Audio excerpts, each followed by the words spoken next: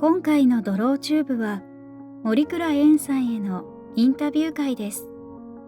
インタビュー回答の音声は私、日向さくらがお送りいたします。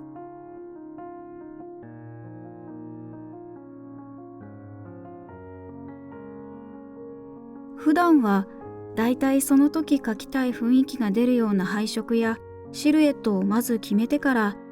初めに描きたいと思った印象を壊さないように他の要素を決めていくことが多いですね。今回の場合、色は青と黄色を使いたいと思っていました。黄色は服に使うとして、空は青色以外にも黄色との間をつないでくれそうな色もいろいろ使えそうでしたので、今回は虹色に合いそうな夢のある色合いの空にしました。パキッとした印象にしたいのか、柔らかい雰囲気にしたいのかなどで持っていく方向性が違ってくるので、伝えたい印象になるように配色を考えてから描き進めています。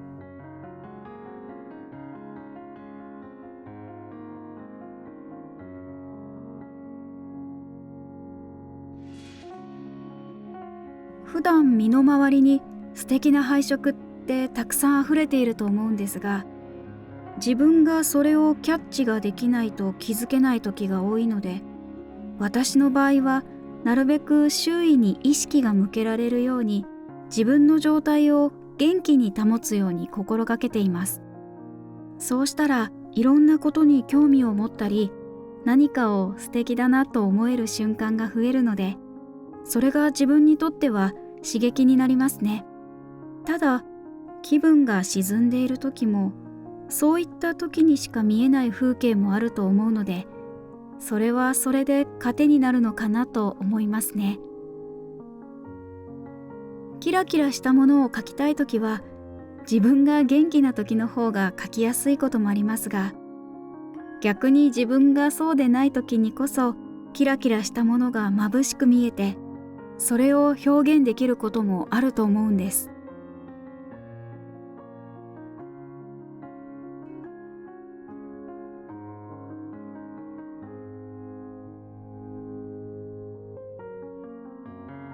デジタルだとキャンバス全体を縮小表示して、手首のスナップを生かして線を引いていって、後からはみ出たところを直すようにした方が伸び伸びした線が描けるような気がしています。液タブは大きく表示させることもできるんですが、手首のスナップで届くくらいに縮小表示した方が、私の場合は線をコントロールしやすいです。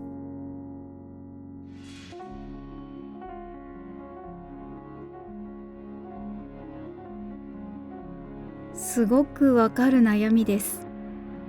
私も線画に関してはラフの完全再現は難しいので、どうしてもうまくいかないときは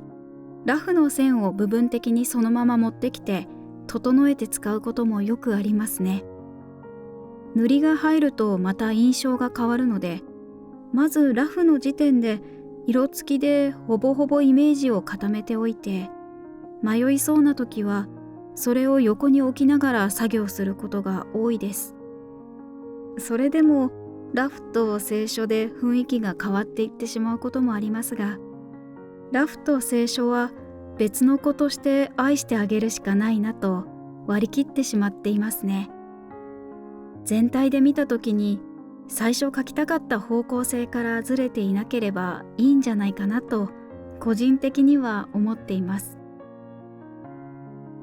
お仕事でラフのように描いてくださいと言われる時もありますが、その時はやはりラフのレイヤーをそのまま整えていくのが一番近い気がしますね。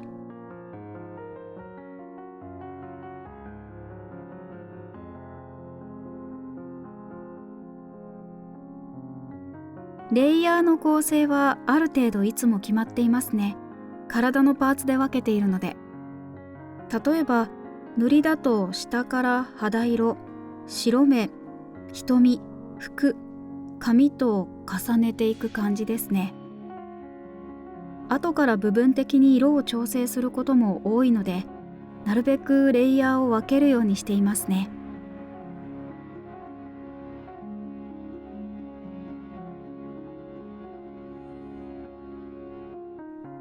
普段の生活の中で見かける目や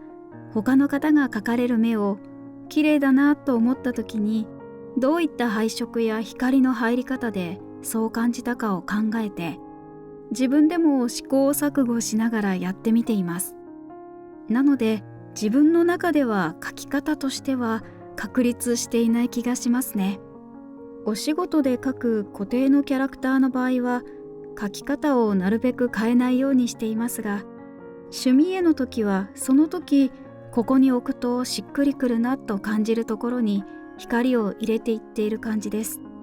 例えば瞳の主線をはっきりさせたい時もあれば、ぼかしているイラストを見て自分の絵でやってみたらどんな印象になるか私も試してみようという感じでやってみることもあります。特に趣味絵だと再現性を気にしなくてもいいので、試行錯誤を楽しむ場にしていることが多いです。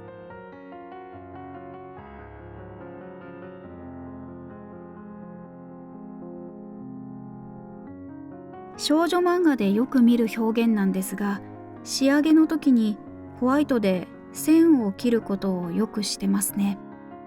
具体的には髪の毛などの線を切って、線がはっきりつながっていない感じにしています。明るい色があるところの線があまりくっきりしていると線画が浮いて見えることがあるので、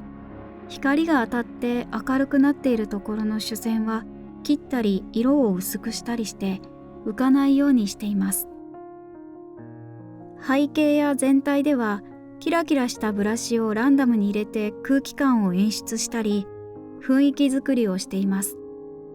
デジタルだと塗り方によって質感が平坦になってしまうこともあるので、最後にこういった調整を加えています。